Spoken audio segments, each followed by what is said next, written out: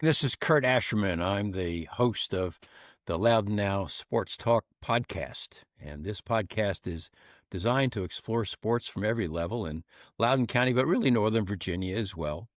And we're very excited to have Mike Colangelo on today. Mike is the owner and founder of Colangelo Baseball, and he's also the owner of Stars Baseball, which is probably the largest, nod your head if I'm right about this, Mike, the largest travel baseball program in Northern Virginia. A lot of teams playing baseball through Stars Baseball through travel.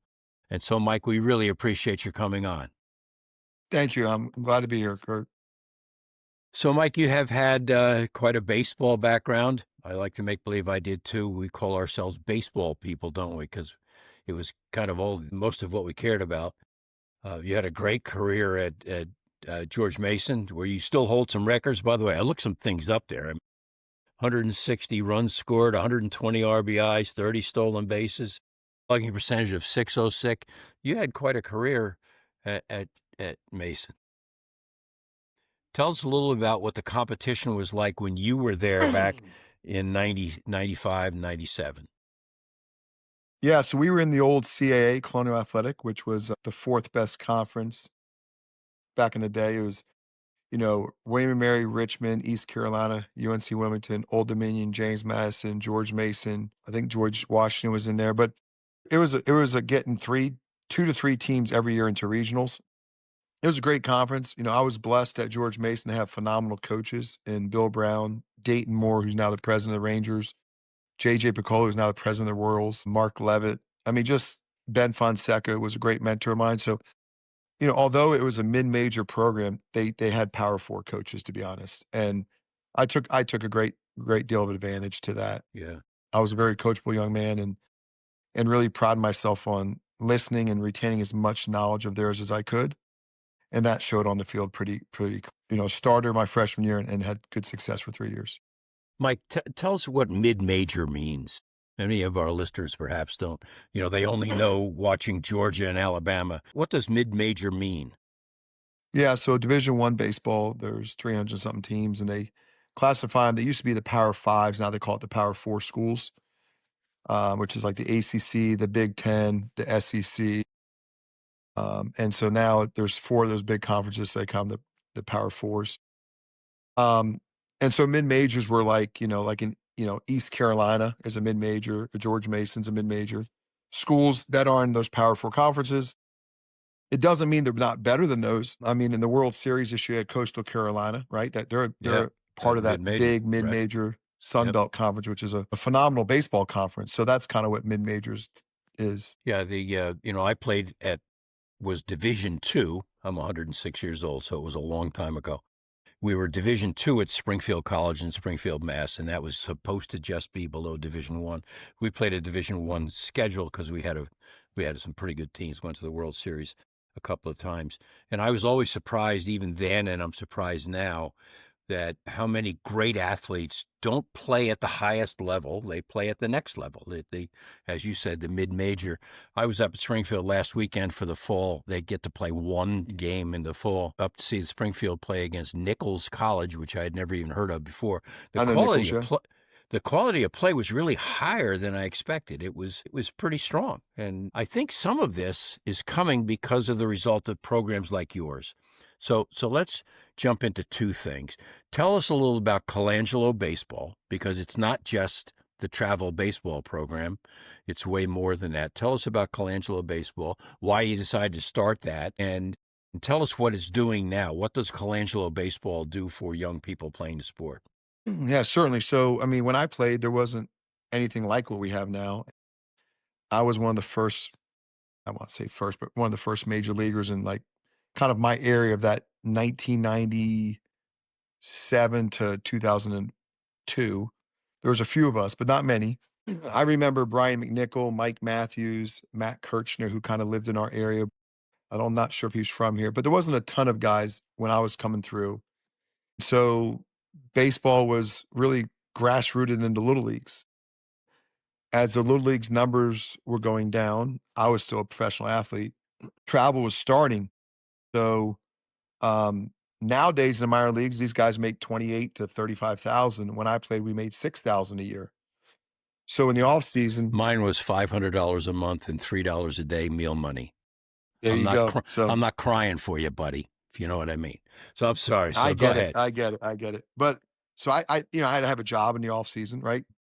So I started doing lessons, and 5 or 6 of my early clients had really good success in high school, college, and even pro ball. And so when I got towards the end of my career and I started having some injuries that were nagging, I said, my degree was in education. I graduated from Mason in physical education. I said, well, I can get into teaching or I can teach baseball. And baseball kind of gave me my self-confidence. It gave me a lot more than I gave it. Right. Yeah. And so Yeah. I wanted to stay in the game. And I didn't know if I could from a business standpoint because, there was not many people doing it. So I started doing lessons out of my garage, Okay. So wait, got let into me doing, interrupt you. So what you're talking yeah, about is individual lessons. yeah, Parents would come to you with their player and say, look, we'll pay you a certain amount of money. Teach yeah, my son to be a better hitter or a better pitcher or a better catcher. correct. Yeah. Yeah. And then I was one of the first people that started doing these big camps where we'd bring in 40, 50 colleges on a Sunday and we'd have 2 or 300 athletes and they would come in and recruit our kids. And we did that for about 10 years. And then I got to the point, it was probably about 2010 to 2012, where I was retired and I started dabbing into travel teams. Retired from pro baseball, you mean? Correct. Yeah. Yeah. Right. Right. And so started doing travel teams and realized that the niche was that most of these travel teams were run by dads that Yeah. have various different degrees of backgrounds in baseball, some high, some low, but they're missing the professionalization of it, right? For instance, something simple as just getting kids nice baseballs, getting Yeah. kids have professional lineup cards, have ball bags, have all the same color helmets. And I realized quickly it didn't cost any more money to do it right. But when it's not your job and you're just kind of a volunteer, you just kind of show up and not saying it's wrong, but you just show up, you run a quality practice, Right. hopefully, and you Right. go home to your work job. And so me and another guy started doing 3 to 4 travel teams, and we started really cranking out some really good athletes at the professional level through this program. And, that kind of came from Colangelo Baseball's instruction. And we started dabbing into travel baseball in about 2010, 2011.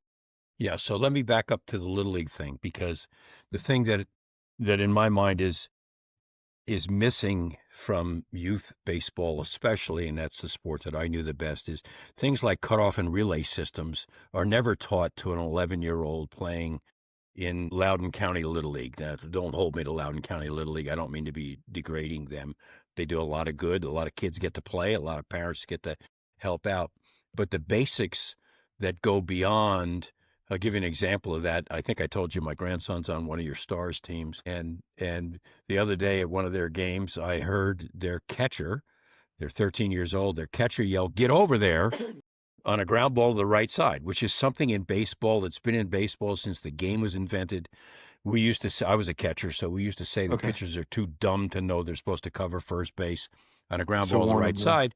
So the catcher's job is to yell, "Get over there," right? And I Yeah. Yeah. heard a Stars catcher say, "Get over there." And I said, see, that's the different level. I was talking to my daughter at the Yeah. time. That's the level you're getting here that you don't Yeah. necessarily get at Little League. Yeah. So I probably would say what happened to Little League, and not to be blunt, but it was a failed business. You Hmm. know, Little League is what I grew up in. I mean, I was one Yeah. pitch from the Little League World Series, and I cried for a week. It broke my heart not going to Williamsport. And I've never told this story, but I swore to myself I would never walk foot in Williamsport because I was so upset. And That the day that Loud, you didn't get there. You were because I upset didn't that you get didn't there. get there. Yeah, and I said I'll never. And the day Loudon South Little League made it to Williamsport, Justin Lee was one of the kids that I trained. He was on that team, and I looked at my wife. I said, "I'm taking my 2 boys. We're gonna go support that team." And I did. I showed up, and and it was the greatest weekend of my life. I loved it. It was Yeah. so pure. But as I'm sitting there as a Stars owner, watching the purest form of Little League, I realized that really Little League just it's like those things in life that we see it in technology world. They didn't see what was forthcoming and they didn't want it's like the old Blockbuster story, right? Like, Yeah. you know, They so I haven't think been able Little to League keep could up. have Keep up. yeah. And so little things like cuts and bump plays. And, when we do our coaches clinic, I do go over bump plays with our coaches. I hope they all teach them correctly. Maybe they Right. don't, but we do go over it. So, Yeah. you practice more, you play more. But I don't think it's too much, right? Most travel teams in any organization practice twice a week and play on the weekends and probably have, I don't know, 50 games a year they probably play, I would guess, 40 to 50. Mm. I think travel ball was built as a more necessity than people thinking, whoever it was, they hijacked Little League and took it over. I think it was more of a necessity. And now it's become more the norm. But the little league is necessary too, Mike, because Absolutely. Yep. because if you look at a little league team and there's 12 kids on that team, one and a half of them might qualify to play on a travel team someplace. But that doesn't mean the other 10 and a half kids shouldn't have a chance to play baseball. So, the thing I like about what I've heard about Stars especially is you're not rating Little League per se. You're letting parents and No. kids make the decision themselves. Do I Yeah, my want to son play played at Little League.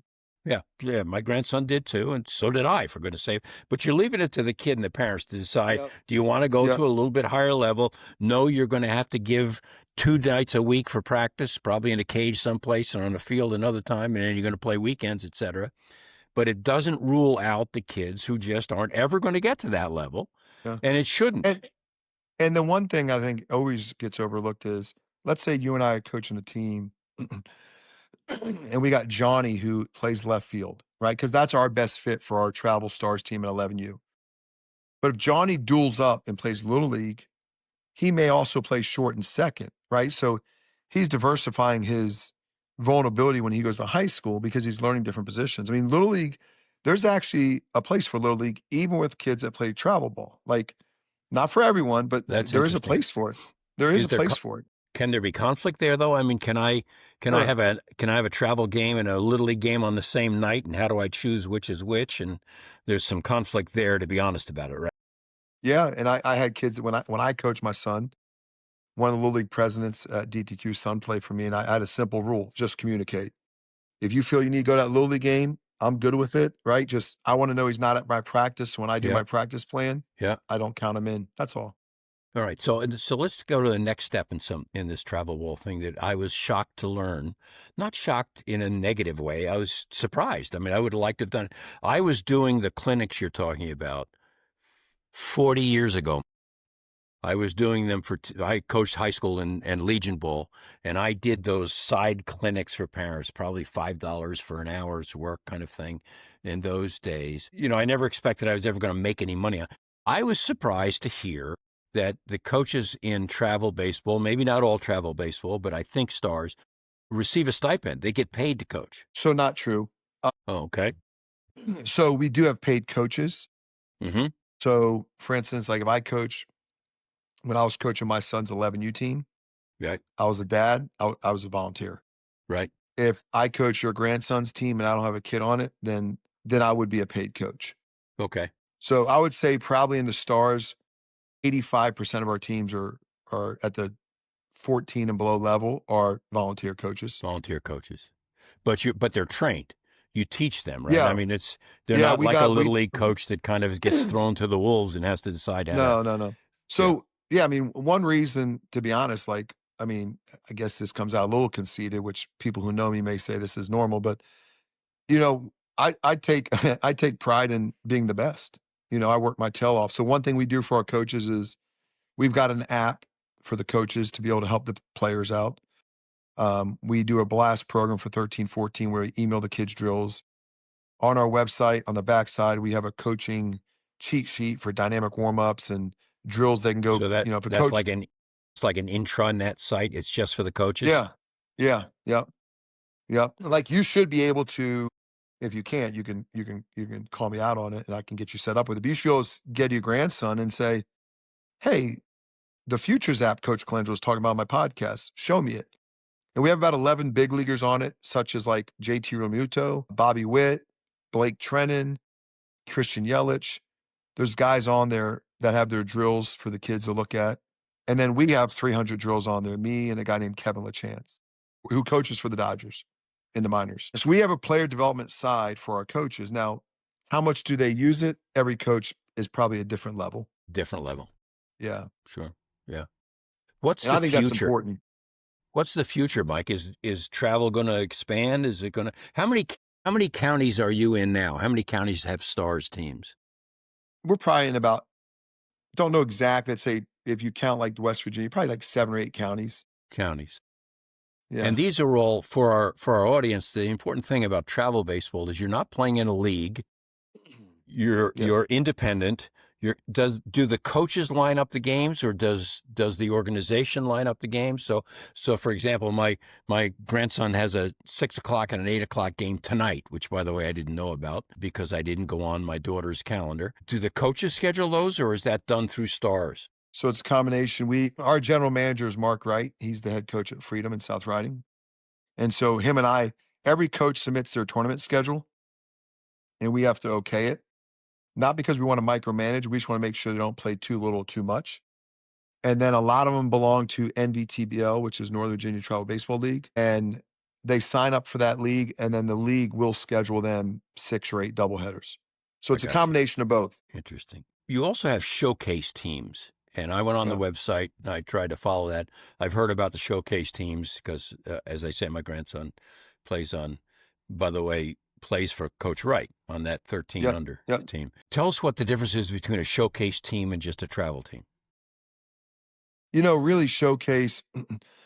The name showcase came in about 10, 15 years ago. It basically means you're in high school. That's the simple Oh, version. is that right? Okay. Yeah. And so right now, your son's playing 13U. Right. When you go to showcase, they put the grad year on it. So freshmen, they would call themselves 2029. That's their grad year. Right. My son's a 2027, which means he's a junior in high school. 2029s would be I freshmen. got you. I got you. Your son's probably a 2031, or your grandson's a 2031 probably. Yeah. So that's all show. And then showcase, they just changed the recruiting rules. So colleges can't talk to kids until August 1st after their sophomore year. So in the old days, when my son was younger, you could get recruited in any grade. One of my, Right or wrong, I like the new rules, but now it's August 1st after your sophomore year. So what we do as a Stars is we're trying to put kids in tournaments, put kids in front of us as much, because really at the end of the day, we've got 5 or 6 coaches and we're the ones selling the kids. I mean, we yeah, go to these tournaments to kind of yeah, say, hey, yeah. Coach Kurt at Bridgewater, come watch Right. Joe Right. Schmo play. So, So, what's interesting, so this was probably, I'm embarrassed to tell you, I think 35 years ago, I did a series of clinics for the Yankees called Coaching the Coach Clinics. And we did them right on the okay. warning track. So the youth coaches would come in, sit in 2 or 3 rows, and then I would stand on the warning track, used my own son as the thing, and we did those clinics. From those came showcases that were literally tryouts. So at Like Yankee individual Stadium, showcases. yeah, that Yankee Stadium, the Yep. field next to it was called McCombs Dam. It's still there, I think, although the new stadium's on it now.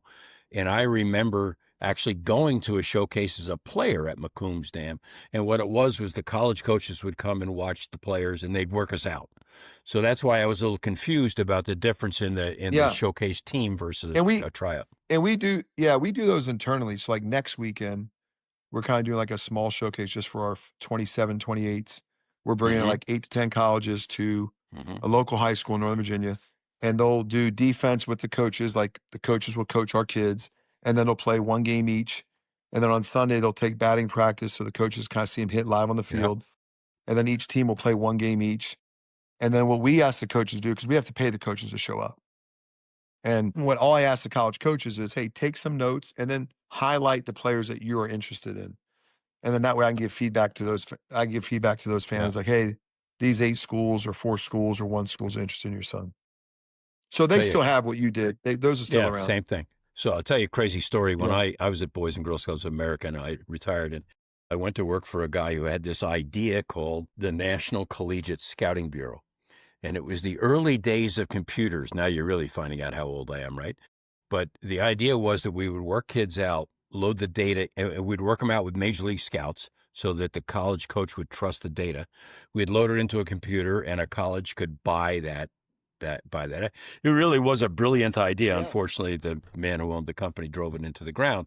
but the concept was pretty basic. It was simple, just give coaches access. And with And you're technology vetting. today, it's got to be a lot easier. Yeah, so that's basically there's a company out there right now that I think does a pretty solid job called PBR, Prep Baseball. Well, I've read about that. Yeah. And so they do you just laid out their business plan. They take your Yeah. grandson at 16 years old, run to 60, arm velocity, they vet the Yep. data, the colleges go to a website and what you're talking about, they do. So, I mean, you Yeah. And guys were way ahead of your time. the key to it was, of course, we hired Major League scouts to do the showcase, or what was later called the showcase, so the college coach would trust it. Speaking of college coaches, what do you think about Vitello going from Tennessee to the San Francisco Giants? So I was just with him last week. I met him down at a tournament in Jupiter, Florida. And first off, I think he's a great coach and a great guy. I don't know how I feel about him going to Major League Baseball. Time will tell, but Yeah. everyone's making a big deal of it. But there's a guy that was in the playoffs this year that did the same thing. Pat Murphy was the Arizona State coach That's right. for a long time. It wasn't And Murphy at so Notre Dame. Wasn't Murphy at Notre Dame with Craig Counsell? Never mind. Go he ahead. might have Keep been. going. He Yeah. might have Go been. ahead. When I was in high school, he was at Arizona State. He did Barry Bonds on, but nonetheless, like, I mean, to me, maybe I don't know, I minimize how important a playing background is. I don't think because I play in the major leagues makes me a better coach than the next guy. Right. Some of my best coaches in professional baseball never made it out of rookie ball. Yeah. Yeah. One never played professional baseball. I believe a woman can manage a big league team one day. I So believe do I. there's I nothing agree. wrong with that. I I believe agree. it's a strategy game. It doesn't discriminate. It doesn't, whether it's gender, whether it's nationality, whether it's or background in baseball. So I think if Tony Vitello is as organized and as smart as I think he is, I think he's gonna be a great manager because you're You know, managing situations and you're managing culture. that's right. He's not going out there taking that bat. If he needs to take that bat in the ninth inning, we're gonna Then be in trouble. you got in trouble. The thing I liked Right. about the way he handled it is he said it was a selfish decision. I don't know if you saw Yeah, that. He said I it was a did. Yeah. selfish decision. And he admitted, he was out front to say, the chance that I get to manage in the major leagues, how could I pass that up? It was a Agree. personal and a selfish decision. Yeah. I do too. I Yeah. do too. What else would you like to tell us, Mike? What else Well, is I going think on that maybe we can spread the word about? I don't know. Loudoun Now, especially this podcast, is designed to be a public service. We're trying to get the word yeah. out to people. Well, I think two things. One, you asked about the future. I think the future of travel baseball is parents being educated on where their kid plays and ask questions and be part of the process. Don't try to own the process. Meaning, I think the biggest issue is, my older son, when he was younger, wasn't the best player on my team or even in the top 8. And he had to fight his way up to be a really good player. And there's nothing wrong with that. And so I think some parents, they want the success now and just enjoy. I mean, I'm getting to see my youngest, which is I have 2 boys. He's going to be done playing baseball. He'll go to college. And my greatest times are gonna be the days I remember of me on the field, my boys at 8, 9, 10 years old. And I would just tell parents to embrace it and enjoy it and don't try to dictate the journey. Just get on the road, be a fan of your kids, support them. And if you see something that you think is wrong, just ask a question. I've never met, again, my degree's in education. I've never met a teacher that doesn't like students. They don't get paid enough money to flunk your kids and not like them. It's the same thing as a coach. I've never met a coach that wants to put a lineup out there to lose or put a kid in a situation to fail, right? We're always trying to find a way to make kids succeed.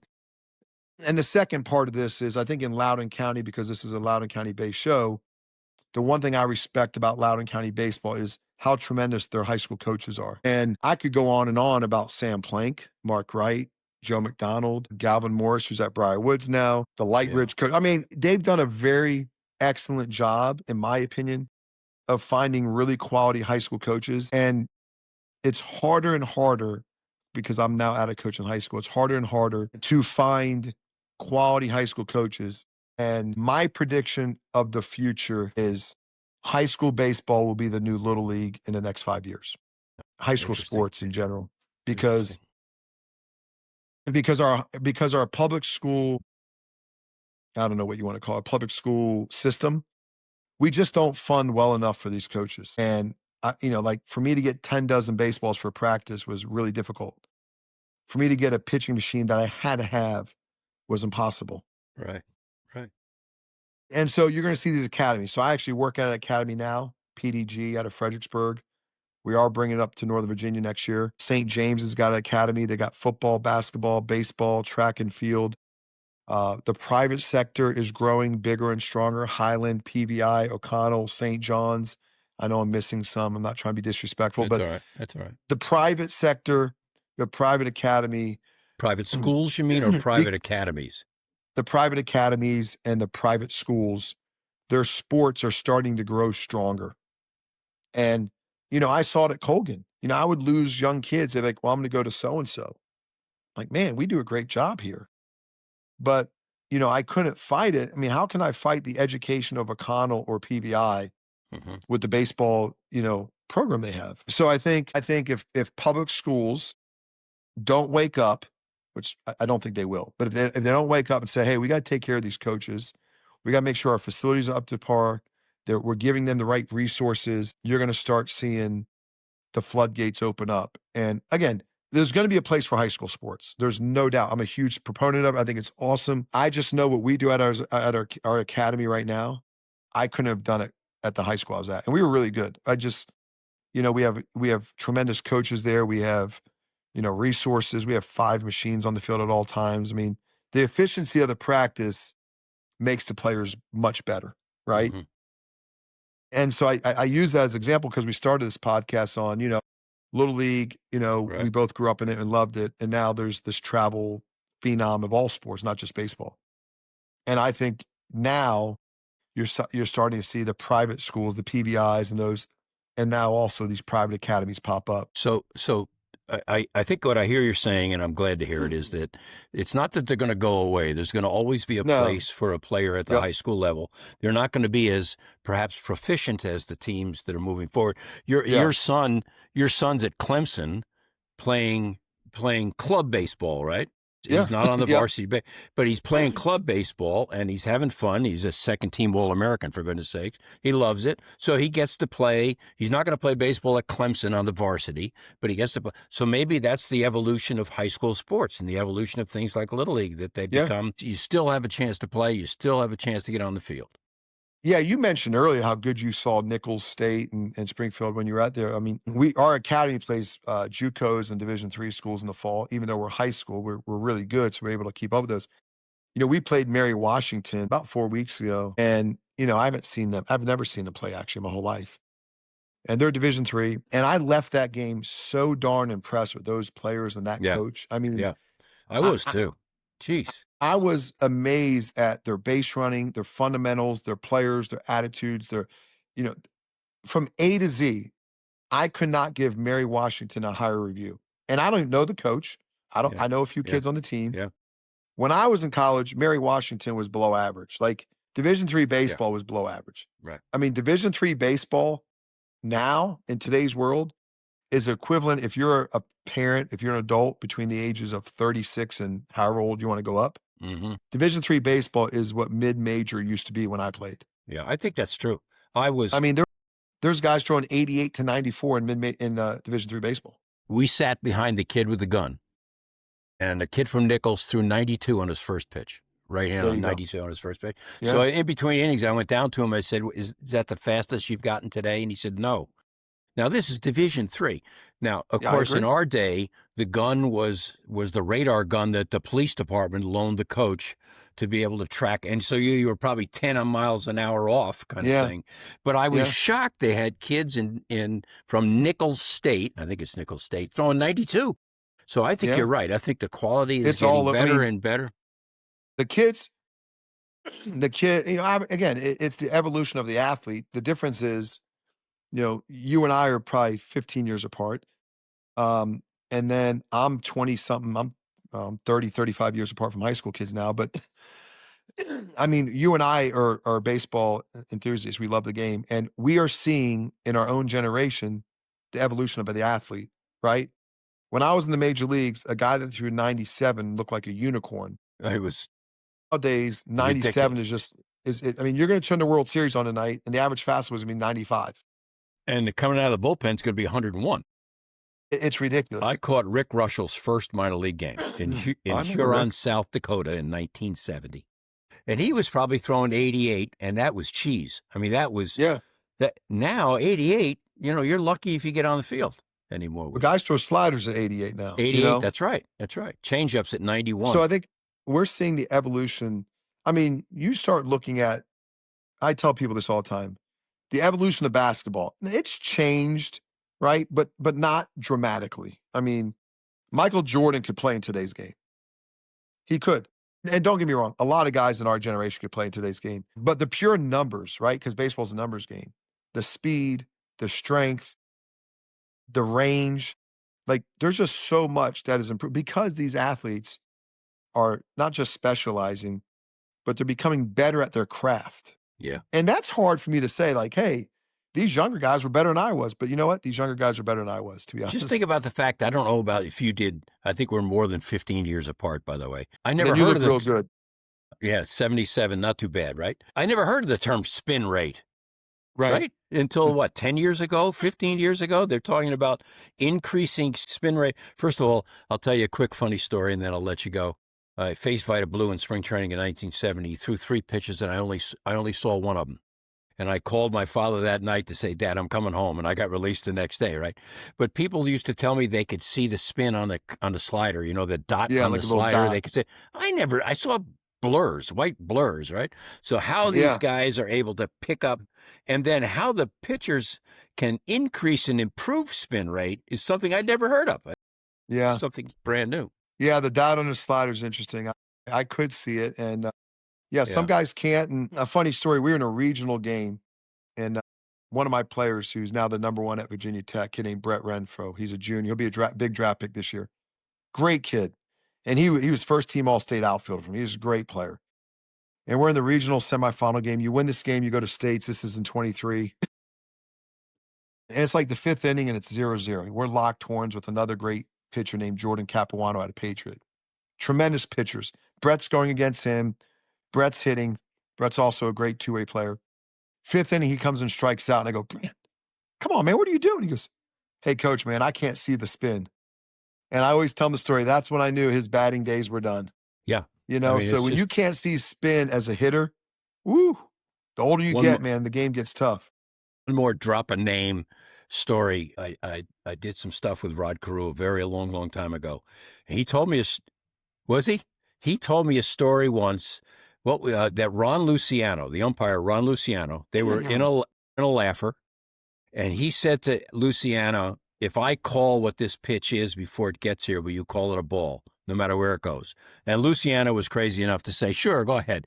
He said he could pick up the spin upon release, Mike, which is something now that's a little bit, I guess there's players that can do it today. I just don't know. I played with Tony Gwynn for a year in San Diego. And, I always tell people that, I had Tony Gwynn and Ricky Henderson on the same team. Tony Gwynn would swear that he could see this for a changeup, fastball. He could see wrist angles. Now, I'm telling you, I would study the heck out of it, and I could never see it. And so I think there's levels of precision of great hitters. And then the second one was Ricky Henderson. He would sit in the dugout and he'd be like, he's going to pick off here. And the guy would pick off. And I'd be like, how'd you know he's going to pick off? He goes, you see how his feet got closer together? Yeah. I'm like, the great players that I played with, Manny Rivera would know when you change your toe hole in the batter's box. Like if you tried to back off, he'd throw his cutter more. Like the great players, yes, they're greatly talented, but they pay attention greatly to detail. And that's what kind of sets them apart for a long time. Yeah. I used to pride myself on being able to remember what a hitter did and what pitch he hit 2 games ago when we played him a week ago, that kind of stuff. I can't remember. That's the old school stuff. Yeah, that's right. Now I can't remember what I had for breakfast. I was talking to the coach of Springfield about, he said, you know how we give signs now? We've got a watch on our wrist. And I said, what are you talking about? That's what we do, yeah. He said he's got programs from the dugout. The old days of those are gone. He said, no. Yeah. Unbelievable. Well, Mike, this is better. Go ahead. I was just going to say, technology, the last thing is the future of this game really is tied up in technology. So I think the athletes have gotten better, but the technology has advanced this game more than anything. So I think if for any young parent out there, I would say, don't fight. Like guys like us want to fight technology, right? Yeah, your generation, especially. Yeah. Don't fight it. Just embrace it, learn it. Don't bother. It's not going anywhere. Yeah. It's So, just going to get better. yeah. Mike, thanks for your time. This has been a great Thank you. conversation. We've been I on appreciate almost it. 40 Anytime, minutes, Kurt. and we probably Yep. could have gone another 20 minutes. And so Yeah. appreciate your perspective and your understanding of how youth baseball is growing and expanding. And thanks for all you're doing for youth baseball players. And thanks for Colangelo Baseball. It's been great. Thanks, Mike. Yeah, no problem. Thank you, Kurt. Thanks for Mike Colangelo for being on. If you have someone you think we should talk to, someone involved with sports in Loudoun County or even in Northern Virginia, send an email to loudonnowsportstalk@gmail and give us some information, and we'll see about whether we should get them on. In the meantime, thanks for being part of this podcast. Keep swinging.